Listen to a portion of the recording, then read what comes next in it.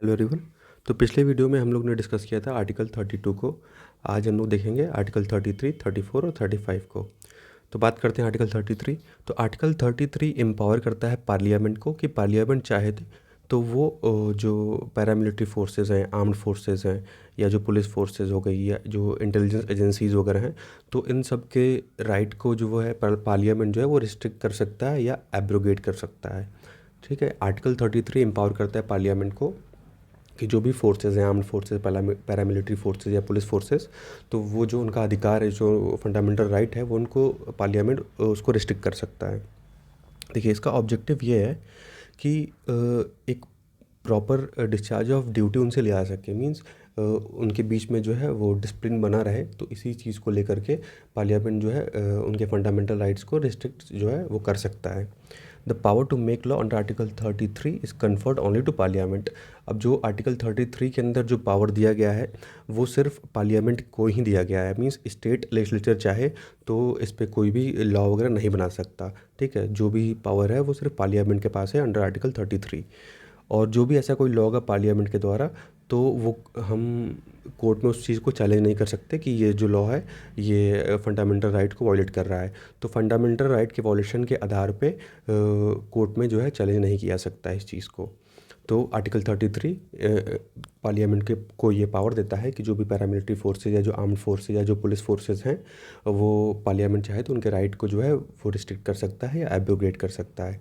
ठीक है, अब देखिए, जो मेंबर ऑफ आर्म फोर्सेस हैं also covers non combat employees of the arm forces. जैसे कि अब इसमें बाबर्स जो होंगे वो भी इंक्लूडेड होंगे, कारपेंटर्स, मैकेनिक्स, कुक्स, चौकीदार, बुट मेकर्स एंड टेलर्स। तो जो भी जिनका भी संबंध जो है वो पुलिस फोर्सेज या आर्म्ड फोर्सेज से है, तो उन सब के राइट यहाँ पे रिस्ट्रिक्टेड होंगे अंडर आर्टिकल 33। ठीक है, आर्टिकल 34 बोलता है कि it provide for the restriction on fundamental rights while martial law. तो आर्टिकल 34 बात करता है मार्शियल लॉ की।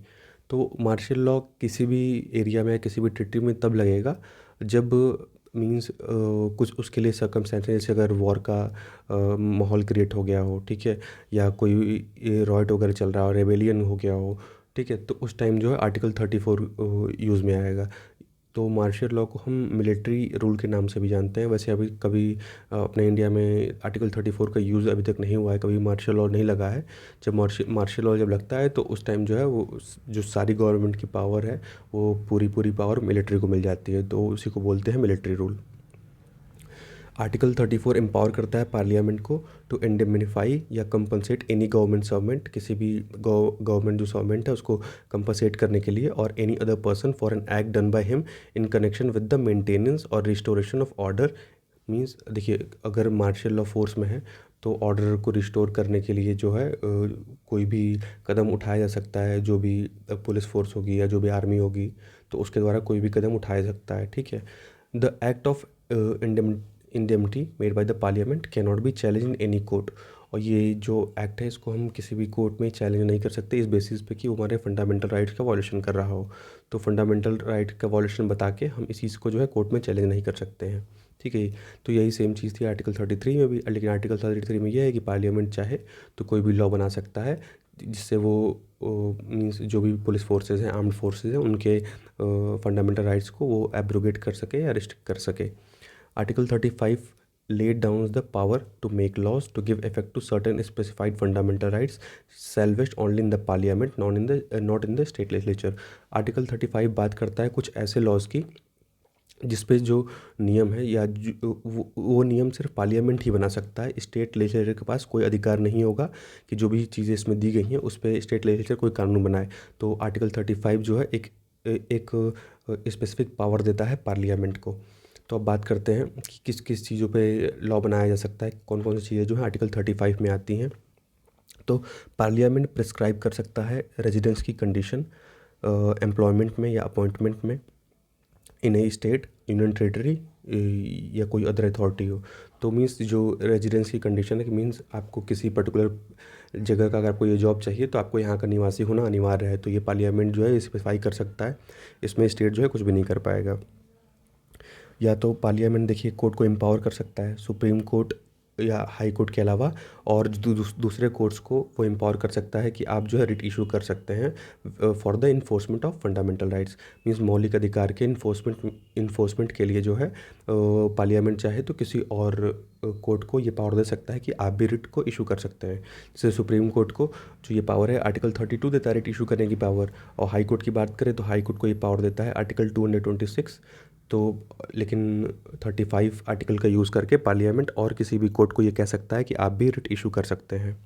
रिस्ट्रिक्टिंग और abrogating the applications of the fundamental right to members of arm forces police forces. उसके बाद मींस जो आर्म फोर्स है पुलिस फोर्स है उनके फंडामेंटल राइट्स को रिस्ट्रिक्ट कर सकता है या एब्रोगेट कर सकता है, इसमें भी स्टेट कुछ नहीं कर पाएगा। इंडेमनीफाइंग एनी गवर्नमेंट सर्वेंट और any other person for any act done during the operation of the martial law in any area. ठीक है, तो जो भी मींस अगर मिलिट्री रूल या मार्शल लॉ अगर लागू होता है किसी भी पर्टिकुलर रीजन में, तो वहाँ के जो सीधी सीधी बात है जो वहाँ के जो भी नियम कानून होंगे वो सब मिलिट्री के हाथ में चले जाएंगे। तो कोई भी अगर वो लोग कुछ गलत भी करते हैं तो उस पर आप ये नहीं बोल सकते कि हमारा फंडामेंटल राइट का वायलेशन हो रहा है।